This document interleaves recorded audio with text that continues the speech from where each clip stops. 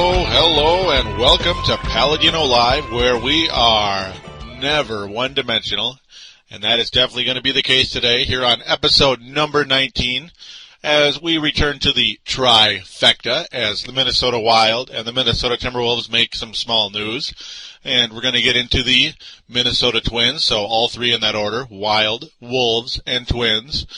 It is a trifecta, ladies and gentlemen. And we are here on thesportstuff.com. I thank any and all of you for downloading and listening to this wonderful podcast on this wonderful website, thesportstuff.com. Also on iTunes. All of you iTunes listeners, welcome aboard. Do check out thesportstuff.com. We do have a message boards where you can interact with other members of this website. And also, don't forget to call the voicemail line. It is 916-912-4263, 916-912-4263. I apologize. That is a voicemail number. That's where you can be a part of the show or any other show here on thesportstuff.com. Simply treat it as a voicemail as you normally would. Say which show you are addressing.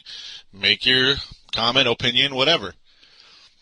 Now, here on Paladino Live, we're going to hop right into the Minnesota Wild, as I said, right after this announcement.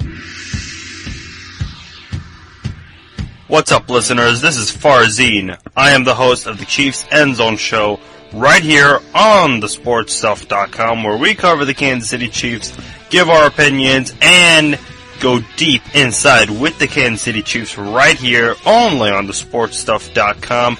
We encourage you Chiefs fans, you loud Chiefs fans out there, to get on the show, voice your opinions, get on our boards, and talk with us. All listeners, including Bronco fans, are allowed in our show. So be sure you check out the Chiefs End Zone Show right here on thesportstuff.com with me, your host, Farzine.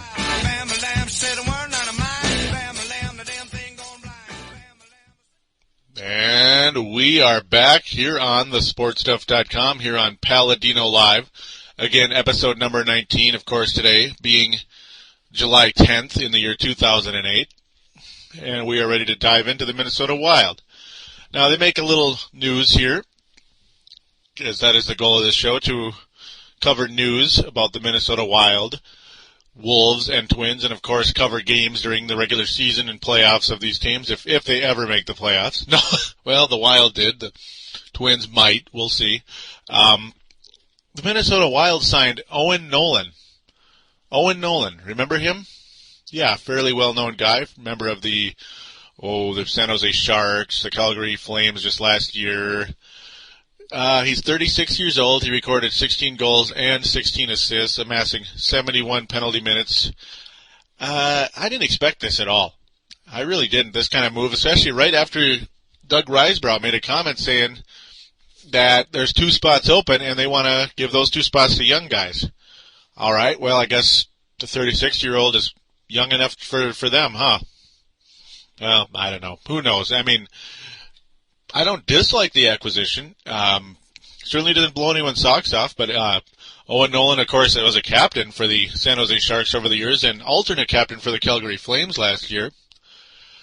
Of course, amassing his 32 points and plus minus of 6, a positive 6. He's a very, very tough individual. Every single time I see anybody mess with any of the San Jose Sharks or whoever, whatever team Owen Nolan was, I mean, I always remember him as a Shark pretty much. He would come right into the fray immediately and, really get things going, like say, hey, you mess with us, you gotta mess with me first. He pretty much would start knocking people around. As an opposing team, it would drive you crazy. Like, man, this guy is annoying. Get the heck out of here. This guy's nothing but a troublemaker. But, as a teammate, or, as a member of your team, I guess you could say, I'm not exactly on the Wild, but for the Wild, yeah, he's the kind of guy you absolutely love. You absolutely love the kind of guy like this, a guy who's more brash and willing to stick his neck out for his teammates. Owen Nolan was the first overall pick by the Quebec Nordiques in 1990. Back in the good old days. Back when Lemieux and Gretzky were still fairly young, were having some wonderful success in the National Hockey League. Owen Nolan has had a heck of a career. Played his first 5 seasons with Quebec, and his 6th year was in Colorado. Traded to San Jose during that season. That was the year Colorado won the Stanley Cup. So Owen Nolan, not a member of the Stanley Cup champion Colorado Avalanche in their inaugural season in Colorado after leaving Quebec for Denver. Played the next 8 years, or 7 years, I guess. Well, 8. It's kind of like a half and half, 7.5 years in San Jose, where he was a fixture for that franchise, and they had some very tough teams. Several years. He had well over 100 penalty minutes. He also had lots of years with 60, 50, 60 points. He had 84 points in 99-2000. Of course, that's a long time ago, but I'm going to tell you a real quick story, something that conveniently was around that 99-2000 time. Now, the Minnesota Wild were going to start after that season, right? All right, yeah, so this was the summer of 2000, before the Wild started playing. There was a sports gear store, right? And there's a Minnesota Wild jersey. And it said Nolan on the back. And I'm like, wait, what's going on? The Wild got Owen Nolan? I didn't think they'd get somebody that big of a name on the team in their inaugural season. Why would he come here? Like, what's going on? What's going on here? But, of course, the number really was, it wasn't number 11. I didn't realize at the time that Owen Nolan was number 11. It was number 16 or something. And, yeah, I have no idea why somebody made a jersey saying Nolan on it. Must have been somebody's last name. But it was an interesting little 5-second dream right there. Like, what the heck? Owen Nolan's on the Wild? Wow. Of course, back then Owen Nolan was significantly younger and was a borderline franchise type of player at the time, or at least a captain type of guy. Well, he's on the Wild now, here in the year 2008. Nolan has faced some injury issues, especially he, of course, injured when on the Toronto Maple Leafs in the year 2003-2004. He did play 65 games, but went through an injury that year. Of course, did not play during the lockout year, but did not play the year after the lockout. So, ever since then, his numbers have been, they've been okay. Owen Nolan, 48 points in 2000. That was the year he got hurt. Duh. I mean, last year with Phoenix, or 2 years ago with Phoenix, he had 40 points, 56 penalty minutes, and last year, of course, the 32. So, numbers dropping as you might expect. He did play 76 games at Phoenix, 77 in Calgary, so hopefully injury is not going to be an issue with him, with the Wild, in his what could be his final 2 years, as it was a 2-year ditty with the Wild. And so it was, 2 years, $2.75 million a year. So, not too bad, not too great, but we'll see what happens. It's just one of those little type of deals that you add a veteran, you hope for the best. Calgary adding Todd Bertuzzi. They, of course, lose Huselius. The Wild pursued Huselius, did not get him. And of course, as I mentioned in last week's show, no Marcus Naslund, and Brendan Morrison, the other guy the Wild were after, is expected to sign with the Anaheim Ducks, I apologize. And Pavel Dimitra signs with the Canucks today, at $4 million a year. That's pretty expensive. So more than, of course, the Wild were paying Brian Ralston, way more than the Wild are giving Andrew Brunette. So, because Andrew Brunette's making about, anywhere from 2.1 to 2.3-ish. It's not horrible. That's a great deal, actually, for a nice, solid guy like Bruno. Wild fans and especially sports columnists, not too excited about the makeup of this team right now. And, I don't blame him. It would have been a heck of a lot more attractive if the Wild were able to bring in Marcus Naslund instead of Owen Nolan. Brunette I liked a lot, but, Mettinen instead of maybe Morrison or something, not too exciting either. We're just kind of right back to the getting rugged guys. I guess it's okay, because, that's the kind of team the Wild made a run with, but then, of course, the entire time, it's like, man, just imagine if we had goal scorers. And then last year we kind of had goal scorers, but then we weren't tough. So it's just kind of a seesaw battle where it's just never good enough. And classic Minnesota team. Classic Minnesota team. The Minnesota Wild, they're fitting in very well right now. As their first playoff appearance looked like they might be something else, something special. Not anymore. Not anymore. I don't see them as getting out of the first round right now with the makeup of this team. Very few others do. Oh, yeah, we also signed a guy named Thomas Moses or something. I don't know if I'm pronouncing it right. He's from Russia, and it's a 2-line contract where he'll probably start out the year in Houston. The Houston Aeros are AHL affiliate for the Minnesota Wild. But that's where we're at right now. Familiar names coming to the Wild. Of course, Nolan and Brunette, very well-known guys. But I don't know. Hard to say. It would have been funner to have Hossa and Naslin. How about that? That would have been pretty sexy stuff. I think Wild fans would have been very excited. Would have been a buzz. Like maybe you have Brunette and Hossa and Naslin. Ooh, yeah. That would have worked out pretty good.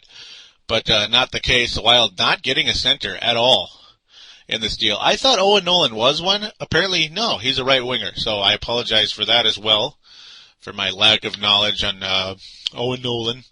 But with that, we're going to conclude this talk of the Minnesota Wild, and we'll be right back with Small Wolves move. Here on the sportstuff.com, get on board the Viking ship with Purple Mafia. We will talk about the new Purple People Eaters and the best running back in the NFL, Adrian Peterson. This team is ready to make a move forward. Purple Mafia is available on thesportstuff.com, along with iTunes and MediaFly. Simply download and listen to the most honest and passionate Vikings coverage.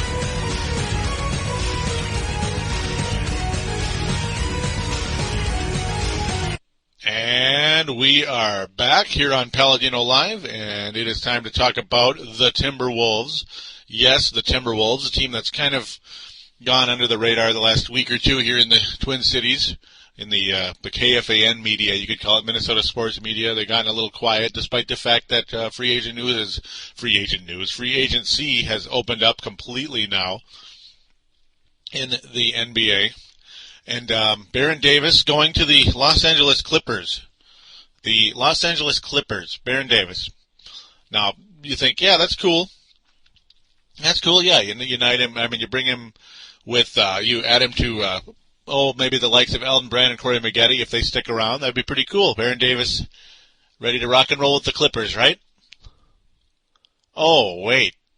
Corey Maggette signed with the Warriors, and Elton Brand goes to the Philadelphia 76ers, a team that very few, I mean, was not even really on the radar according to rumors and stuff. You know, there's always rumors, and this team's talking to this guy and all that stuff.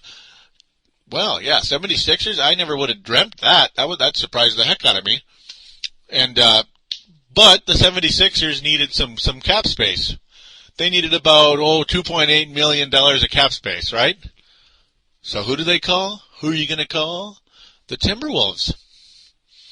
The 76ers call the Timberwolves, and the Timberwolves have a $2.8 million trade exception from the Miami Heat in that Antoine Walker, Ricky Davis, Mark Blunt, oh, thank God he's gone, deal.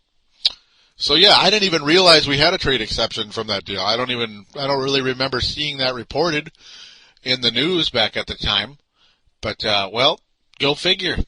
There it is, and we bring in, the Timberwolves, that is, we bring in Rodney Carney and Kelvin Booth. The center, Kelvin Booth. Rodney Carney's a swing man. He was a first-round pick, by the way, Carney, I believe. And, yes, it was 16th pick by the Chicago Bulls in 2006. Now, Rodney Carney, not the full key to the trade. The key to the trade was the Timberwolves acquire yet another first-round draft pick. This was a draft pick that the Sixers acquired from the Utah Jazz for Kyle Korver, three-point specialist Kyle Korver, who really helped the Utah Jazz last year, actually, quite a bit. Has been reported many times over. That was a great move for the Jazz. Rodney Carney seeing sparing playing time, nothing Not much, but, enough to at least show that he's got some talent. A little bit. Played 67 games in his rookie year, 70 last year, but his minutes decrease from his rookie year. His rookie year, he averaged 17 minutes, 23 seconds a game, and last year, 14:48. His field goal percentage also dropped in both three-point and, just regular overall field goal percentage. Went from 46.4 to 40.3. His three-point percentage went from 34.7 to 31.7. So I guess Philadelphia not too excited about him, so they were willing to deal him away in the small end move. But of course, they got the big fish. They caught the big fish, Elton Brand, for $82 million. 5 years, $82 million. Now, Kelvin Booth, I was a little concerned because Kelvin Booth reeked of another one of those players who's got kind of a semi-expensive contract, even though he sucks.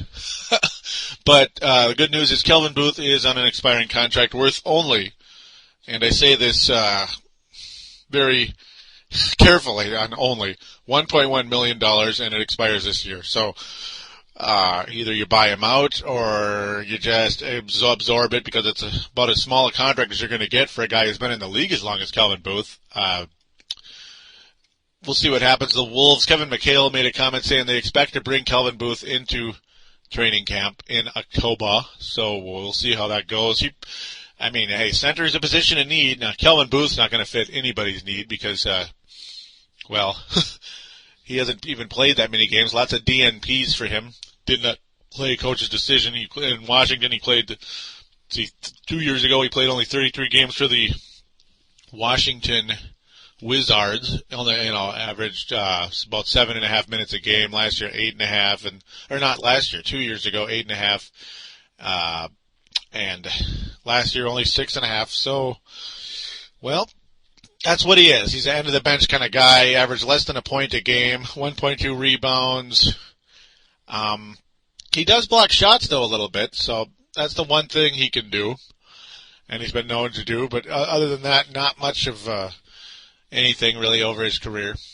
6'11", 250, not really a big guy, but really all he does is block shots a little bit. That's the only thing that stands out to me, and who knows if he'll even be here. It'd be a small buyout if they were to buy him out.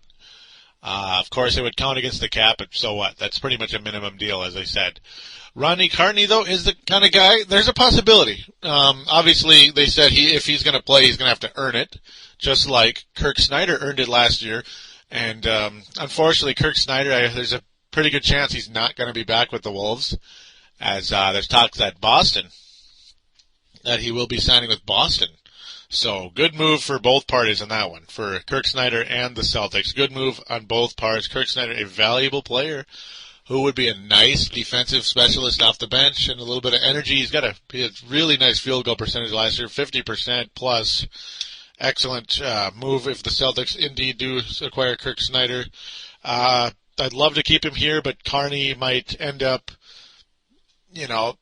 there might not be enough chairs. It's musical chairs right now. There might not be any chair for Kirk Snyder to sit down in. That's the problem. So we'll see. The first round pick, of course, lottery protected.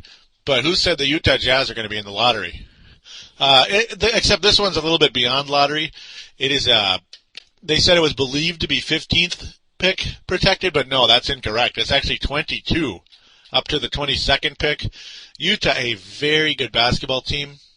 So if they're not in that top 7 or 8 team in the league range next year, we'll most likely have the pick the following year, that big 2010 year when things could be interesting. Or actually, no, just next year. What am I talking about? 2009. No, 2010. I'm really sorry. My brain is just mixed up right now. Yeah, it would be the big 2010 year where it would be protected to 16. So very likely we'll get the pick by then. They say if it's not by the year 2013, the pick would then become a second round pick. That's not going to happen. The Utah Jazz are excellent. There's no way, unless everybody gets hurt, basically. And that the pick would then become a second-round pick. It'll never, ever, ever be a lottery pick, despite, no matter how Utah turns out, so that's established. But, hey, there's the Josh Howards, there's the Tony Parkers. You never know in the mid to late first round. Anything can happen.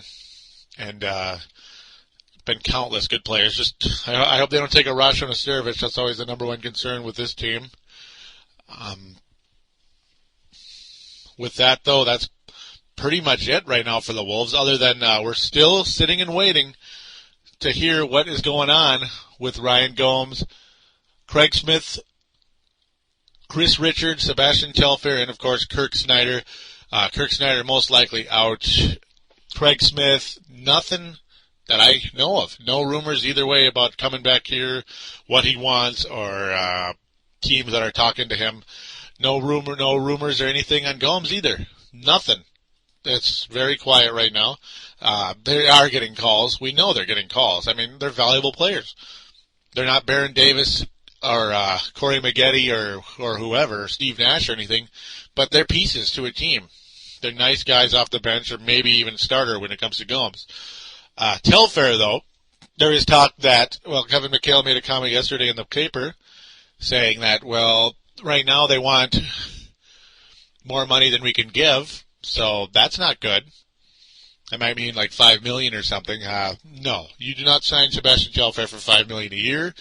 You say thank you for the nice year last year. It was fun.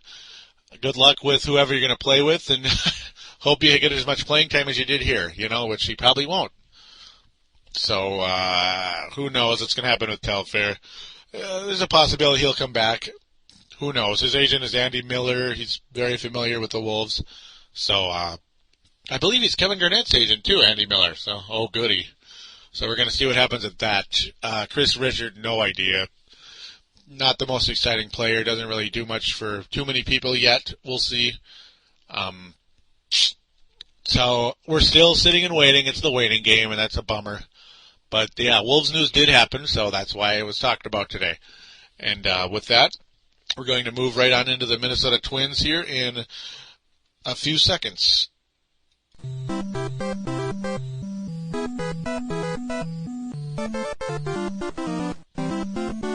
And we are back here on Paladino Live, and it is time to get into some Twins baseball. Now, there's been some positives and some negatives, so unfortunately there is going to be some negativity to report. And I know all you YouTubers out there that hated my Twins video I did last November, you're going to be like, oh great, here he goes back to negative. And of course the team that I was strongly rooting for last October, Boston Celtics, Boston Red Sox, sweeping the Twins Monday through Wednesday, 3-game sweep. But before that, though, the Twins sweep the Indians. So that was a lot of fun, July 4th through 6th. And we're going to get into that real quick. Now, Friday, the 4th of July, a day after my most recent show, the Twins kicked the Cleveland Indians' butt, 12-3. Delman Young had a fantastic game that night. Got to watch a little bit of the game, and he was 3 for 5. Hit his third homer of the year. Well, hit his second, but had his third homer, because, of course, his first homer inside the park. 4 RBI for Delman Young. 4 RBI. Excellent. His batting average at .289 after that game. And he now, at that point, got his 33rd RBI after the fourth one. Nice game for Delman Young. Nick Punto also homers and also has 4 RBI. Nick Punto coming to life, as you'll see here in the future games I'm about to talk about. He gets his 13th RBI. Justin Morneau continuing to be the MVP of this team. 2 hits, 2 RBI. No homer, but yeah, 65 RBI after this game. Great job. Livan Hernandez, okay, decent outing. 6 innings pitched, 3 earned runs, 3 walks, unfortunately, but 4 strikeouts, 2 homers given up. But Livan pulls out his 9th win. His ERA 5.18 after this game. Brandon Bass, Matt Guerrero, and Jesse Crane shut him out in the 7th, 8th, and 9th innings. Very good job by the Twins bullpen on this night, anyway. Denard Span batting ninth, getting a single hit. But his batting average .295, very nice. Denard Span, a guy who is going to get more and more talk. Unfortunately, he was caught stealing in this game. Brendan Harris getting 2 hits. The shortstop, his batting average continuing to creep up, getting his 23rd RBI as well in this night. Gomez 0 for 4, struggled, unfortunately, 2 strikeouts. And they were pretty ugly, both of them, for Gomez. Not the greatest game for him. Kubel getting 2 hits, continuing to do a good job. His batting average also climbing up, as it was .267 at the end of that game. Not too shabby. Now we're going to quickly move right along into the following game. A 9-1 win with Kevin Slowey pitching, 9-1, 9-6 on Saturday the 5th of July. Player of the game for the Twins in this night, 1 for 2, Joe Mauer. Joe Mauer was 1 for 2 with a homer and 1 RBI. Mauer getting his 4th homer and 37th ribby of the year. Not bad at all. Castilla continuing to be solid, getting 2 RBI as well. 34 RBI for your number 2 hitter, that ain't bad, man. For your second baseman, and he wasn't here all year either. Castilla just absolutely valuable. Just loving him. And how can you not? Craig Monroe getting some playing time. DH. Getting 2 RBI in this game, a big hit. And his RBI total moving up to 28. Nobody majorly stood out as everybody got a hit in this game except for Justin Morneau. So not bad at all. He at least got a walk. So he got on base once. Mauer was walked 3 times. That's why it only counted as 2 at-bats in the game. Span, solid as well. 2 walks as well for Denard Span, including a hit. His batting average eclipsing the 300 mark. Denard Span, a guy who is really starting to move up. But Delman Young, he did get a hit, but he left 6 men on base, frustrating a lot of people, including 2 strikeouts, and of course just killer at-bats for him. But the Twins do score 9 runs, so I can't complain too much about old Delman just yet. Solid team effort for the Twins on this particular night, and of course the guy who is about as good a team player on this team, Joe Mauer, being the player of the game. So that makes a lot of sense. Kevin Slowey getting the win, but struggling a little bit as he did today, and I'll mention that at the end here. That was the most recent game, of course. Slowey's record goes up to 6-6. Of course, 6 innings, 5 earned runs, though. Unfortunately, getting 6 strikeouts, though. Kevin Slowey starting to pick up the strikeouts. Bonser out of the bullpen, 1 inning, 1 earned run. Oh, goody. Oh, Boof Bonser, I don't know about him. Guerrero, solid again, an inning, no earned runs, and a strikeout. Joe Nathan, the best closer, that pretty much about as good a closer in the world, shutting down the Indians in the 9th inning. No strikeouts, but his ERA only 1.26, 24th save of the year. Great job by the All-Star Joe Nathan. As the other 2 All-Stars, of course, were the M&M brothers, Joe Mauer, Justin Morneau, going to the All-Star game.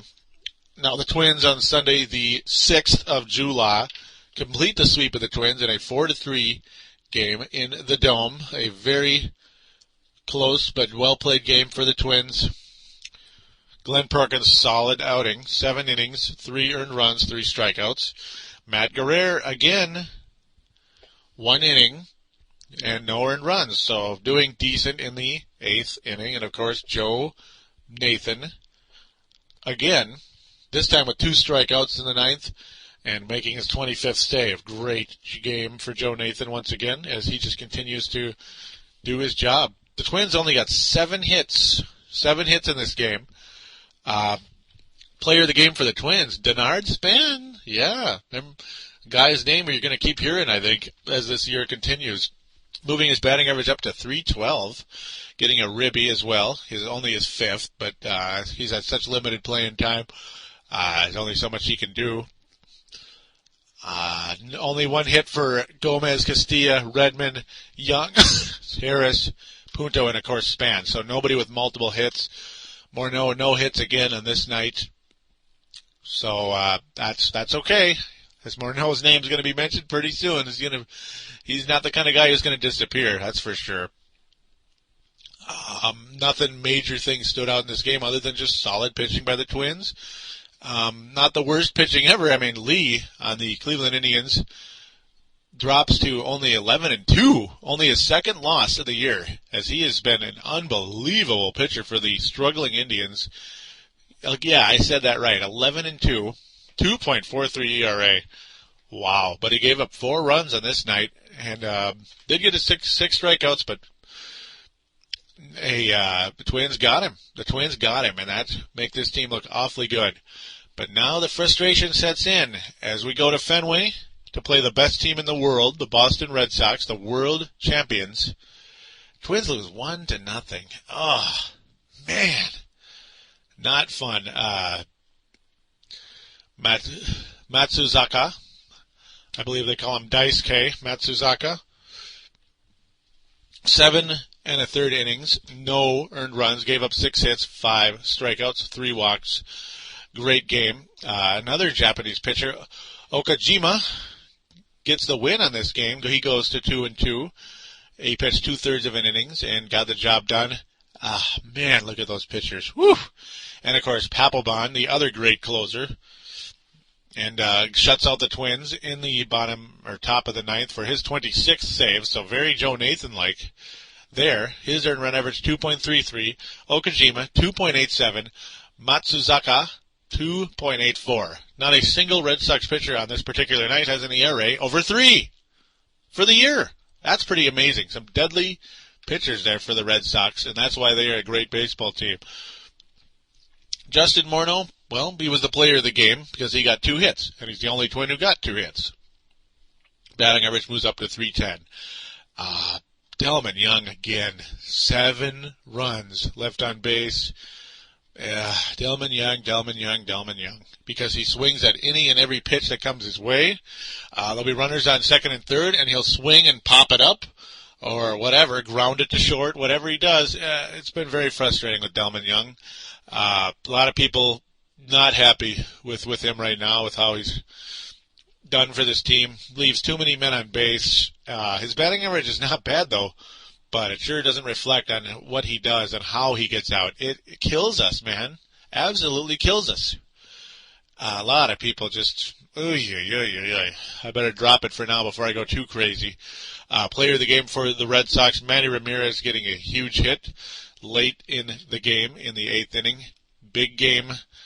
Big job by Manny. 2 hits, 2 for 4, and of course, that game-winning RBI. The only Red Sox with 2 hits. And he gets it done. 54th Ribby of the year. So there's that. Scotty Baker, forgot to mention who pitched for the Twins. Scott Baker, 7 innings, only 5 hits, no earned runs, walked 2, struck out 7. Scotty Baker, a lot of people can call him the Twins ace. Bass he only pitched 1/3 of an inning or got 1 out and gave up 2 hits, and Randy Ramirez's big hit. So people second-guessing the manager a little bit by having Bass in that situation. Not really the kind of guy you want in there to hold the Red Sox, the Boston Red Sox. A lot of people would say his ERA is 4.58, so he's nothing special. Jesse Crane, solid, got the next 2 outs to keep the Twins within 1. His ERA is only 2.75, by the way. Jesse Crane is starting to show some good signs here that he's recovering from that injury. So, just a bummer loss for the Twins. Nothing horrible, though, as Scott Baker continuing to do what he does best, and that's pitch great. Another 1-run loss Tuesday. Yep, another 1-run loss. This one was 5-6. Tuesday, the 8th of July. Box score time. And Brendan Harris, the player of the game for the Twins. Kevin Youkilis was 3 for 4 for the Red Sox. No RBI, but 3 hits, and those hits were important. Harris 2 for 4, 2 ribbies. No homers for the Twins in this game. Punto driving his 15th run in. Span getting his 6th. Young his 34th. So good for Delman, finally doing something. Harris has 27 RBI at this point. 2 hits for 5 guys on the Twins. The Twins got 11 hits in this game. Just couldn't get her done. 2 hits for Morneau. 2 hits for Young. 2 hits for Harris. 2 hits for Punto. 2 hits for the emerging Denard Span. Punto was caught stealing in this game. No steals again for the Twins, as that's been gotten real quiet. Early on, it was steal for Gomez, and that's gotten real quiet. Gomez 0 for 4. 2 men left on. He struck out twice again. Monroe, he's the culprit for leaving men on base. 14 men were left on in this game, by the way. 14 men were left on base in this game. So, man, it's just, very frustrating. The Red Sox getting out of the jams when they need to, and that's why they're the best team in the world. Monroe leaving 5 men on. His batting average is only .211, by the way. 0 for 4. Man alive. And I like Monroe. I like what he brings to this team, but I don't like his batting average. That sucks. Delman Young getting 2 hits. He didn't leave anybody on, and he even drove a run in. So there's a little sitting ovation for Delman Young. Good job not leaving anybody on, so at least he didn't kill us.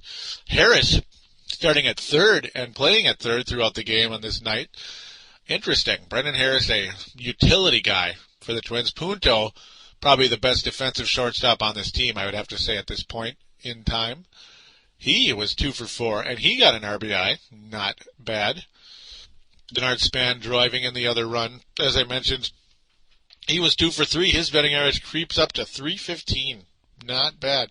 Punto, by the way, is almost batting .300 after this game. .297. Not bad by Nicky Punto, as he's having a much better year. He struggled so badly last year, but looks like he shook it off, and he's sticking around in the big leagues. Because he's back in his role. He's in the right state of mind now, being a backup. He's not a starter at all. And he's a he's a utility infielder. It's nice to have him on this team. I'm really glad he's performing well. Oh boy, Wednesday the 9th. Yeah, Josh Beckett against Livan Hernandez. The way Livan Hernandez has been pitching, not good news when you're going against Josh Beckett. Baseball immortality. He's won 2 world championships with 2 different teams, and he's been the ace of both of them. The Florida Marlins in 2003 and the Boston Red Sox last season, 2007. Boy. 18-5, folks. 18-5. Yeah. Yeah, and it wasn't all Livan Hernandez's fault. No, I can't say that. The bullpen just sucked in this game. Absolutely sucked. But let's get the Twins really started here really quick. First, you got to give somebody the player of the game, right? Justin Morneau, 2 for 5, homer, 2 RBI. Not bad. Kevin Youkilis again, beating up the Twins pretty good. 3 for 5, a homer, 4 RBI. Man. Manny Ramirez, of course, has been deadly to the Twins this entire series. He had 3 hits, 3 RBI. So the only reason Youkilis was rated the overall player of the game because he had 1 more RBI. Otherwise, Manny Ramirez has just murdered the Twins this series, as pretty much all the important hits came from him late in the game. Delman Young improving, though, in this series, and that's good. 3 for 5. Nobody left on again. Delman Young moving his batting average up to .293. Not bad. Busher finally getting playing time again. I don't know what happened there, as they kind of sat him down for a few games. Over 2. But his batting average still over 300. Of course, that's a bloated 300 because, he hasn't really been playing much. Denard Span. Now, this could be a hint of what the Twins might be doing in the future. Denard Span leads off. Yes, leading off for the Twins, Denard Span. He draws 2 walks and gets a hit. So Denard Span got on base 3 times in this game. That is the job of a leadoff hitter, to not only try to get a hit, but to draw walks. So we'll see what happens at that. Castilla, still the number 2 hitter, getting 1 hit, 1 for 5, but his batting average staying over 300 at 309. Mauer, 2 hits and 3 counted at-bats, official at-bats, you call them. 2 RBI for him. Castilla left 4 guys on in this game. Morneau left 4 guys on. Nick Punto left 5 guys on. Mike Lamb left 4 guys on. 22 men left on base in this game. Now, that's not saying the Twins are going to score 18 runs or anything, because they're not going to score 18 runs, but still, that's still an alarming stat. When you have the opportunity to score, get it done. At least get some of those guys in. That's a lot of people left on base, man. That's unbelievable. 14 hits in this game for the Twins, and 22 men left on. Hooey! It's terrible. Terrible. Punto was 2 for 5, so it looks okay, but when you see what he did, leaving all those men on, horrible. Mike Lamb getting to play at first, so finally getting a little playing time for Mike Lamb again, dusting him off, as he has just been a complete joke for the Twins. A 2-year deal. They're screwed on that one. They're absolutely screwed, because you didn't want not the kind of guy you want to lock up for 2 years with how he's performed. Just didn't work out at all. Boy. Not much positivity. I mean, the Twins showing some offensive stuff a little bit until they left everybody on base, but what a frustrating game. Morneau getting his 13th home run. That's good. 67 RBI. Kubel getting his 44th RBI. Punto his 16th. Mauer his 38th. Mauer's batting average all the way up to 328. That's excellent, but that's the end of that positivity, as the Red Sox just kill us. 4 hits for Ellsbury. Man. 2 hits for Pedroia. 3 hits for Youkilis. 3 hits for Ramirez. 2 hits for Lowell. 3 hits for Sean Casey. 2 for Veritek. 2 for Lugo. 23 hits by the Red Sox. Now, they left 19 men on. What the heck? They probably could have scored like 80 runs the way that game was going, huh? Whoo-wee. Yeah, Livan Hernandez, 4.1 innings, 4 and a third innings pitched for Livan. 6 earned runs, no walks, surprisingly, 2 Ks. His ERA gets bloated up to 5.44. Great. Booth Bonser back to his usual self. 1 2/3 innings, 4 earned runs. So his ERA, he is the top ERA guy for the Twins at 6.5. Keep it up, Booth. No one's going to catch you now, man. Keep it up. Breslow, who had been a nice addition for the Twins, struggling mightily in this game as well. Only a third of an inning.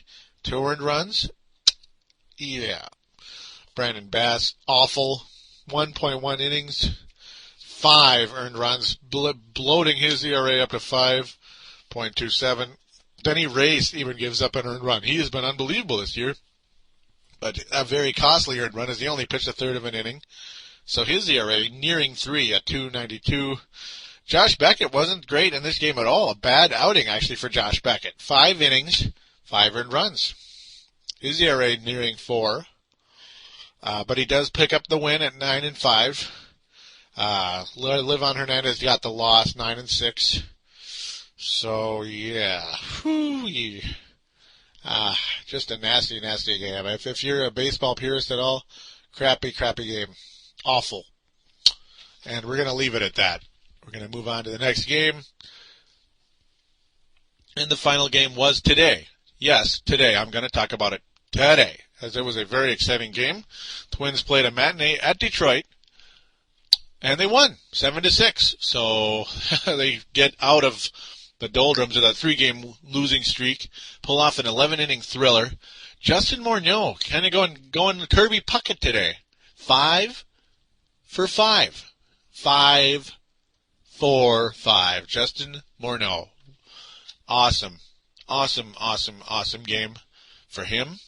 And he's not the only guy who had an awesome game, by the way. He only had 1 RBI. Kind of funny. But that's how it goes.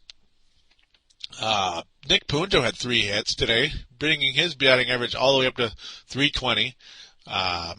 Morneau's batting average up to 324. He's one of the top batters in the American League now, as he's only 4 points behind Joe Mauer, who pinch hit today and drove a run in. So, good news in that category. Morneau's homer, though, was what turned out to be the game winner. That was huge. That hit was off of Dulce in the 11th inning, as you might expect. Craig Monroe continuing to struggle at DH. 0 for 3, batting average of 207. Great. Mike Lamb pitch hit 0 for 2, 224 batting average. Good for him. Good job. Delman Young, awful. Again, 0 for 6. He did drive a run in, but 0 for 6. Only 2 men left on, so congratulations in that category. At least it wasn't that bad. Now, the other guy who played really, really, really, really good today, Denard Span. 4 for 4, officially. 4 for 4. Awesome. Batting average, 361. Of course, bloated because of limited playing time, but this guy needs to stay in this lineup, if possible. He needs to stay up here in Minnesota when Michael Kadire comes back. I would rather have Denard Span than Michael Kadire. A lot of people will probably say, yeah, whatever, it's just a young player who's hot. Michael Kadire's established. Yeah, but Michael Kadire is established to be a streaky, frustrating guy. Yeah, he really is. Other than in 2006, Michael Kadire drives me crazy. He reminds me of Jacques Jones. He'll get on his hot streaks. He'll go, 3 for 5. He'll hit a home run and drive in 6 runs or whatever. And then he'll have another game where he'll be 2 for 4 and he'll drive in 3 runs. Oh yeah, here we go. This guy's an all-star. And then he'll be 3 for his next 30. You know, I can't stand that. All-wheel driving, leaving men on base, striking out, popping up. Just all the kind of stuff that kills runs, that kills rallies. Last thing you need. I don't hate Kadire. He's got a great throwing arm, and yeah, when he does get hot, he can carry a team, just like Jacques Jones could. But I don't know. I really like Denard Span. I really like what he's brought to this team. He's a valuable asset, and well, if you're going to play Kadire, and they're going to, of course. I mean, yeah, of course. But you got to keep Denard Span in a consistent role on this team. If it's rotating the 4 outfielders a little bit, yeah, I mean, Delman Young can sit down too a little bit for Denard Span, right? I would think so. You gotta rotate a little bit. It'd be worth it. Give some people some playing time. Gomez is inconsistent. He can sit down once in a while too. Definitely gotta rotate a little bit. It's more than worth it. I've heard that from multiple people, and it's a good idea. It really is. Morneau, the only twin to homer in this game. Denard Span getting his 7th RBI. Carlos Gomez his 31st RBI. Castilla his 36th. Castilla, though, leaving men on again. So he's starting to struggle a little bit. He's starting to go south a little bit. And, of course, in baseball, that does happen. You go on a hot run and a cold run.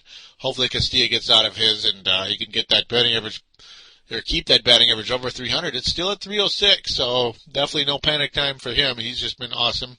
And he did, of course, as I said, get his run batted in. Now, Alexi Castilla has more RBI than Delman Young. Delman Young got his 36th. Delman Young got his 35th. Your second baseman has more RBI than the guy who was a number 1 overall pick because of power. Delman Young was believed to be a powerful guy, right? 30, 40 homers a year. Okay. Castilla also has more homers than Young. Okay, well, whatever. Hey, keep it up, Castilla. And Delman Young, step it up. Mauer getting his 39th RBI. Morneau is 68th on that big homer late in the game. That's definitely how things went. Twins leaving 19 runners on base again, though. Struggling some more. Detroit leaving 19 runners on base as well. So I guess you really can't complain. Both teams did it. Kevin Slowey struggles again. So he's kind of going south a little bit. He pitched 3 2/3 innings. 6 earned runs. His earned run average goes up to 4.26. I can't talk. I apologize.